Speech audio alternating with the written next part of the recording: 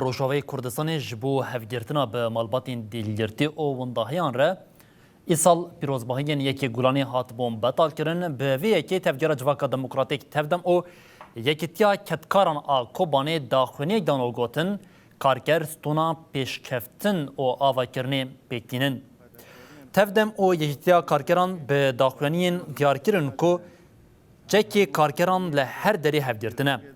اوی پاراستنا کارکران و مالباتین وان مسوگر بکه او پرنسیبین عدالت جواکی خورد بکه. جبر کو یکی تی هیزه و پارچه بون قلسی و تکچونه.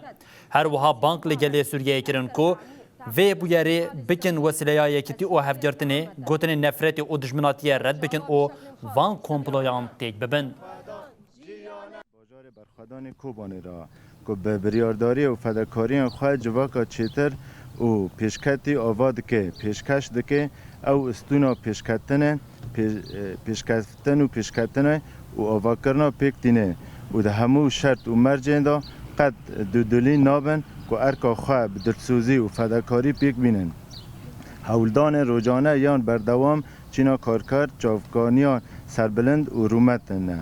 به باوری و هولدان خواه و بشب و بروج بی وستان دخبتن او به بریاریا که به شک و گمان به زحمتی رو برو دمینن باور دکن که رومت به خبات دست پی دکن او هول و فداکارین خواه جبو آواکران جواکه و پارستان رومت او خواه ددن همو قربانیان که لدیرو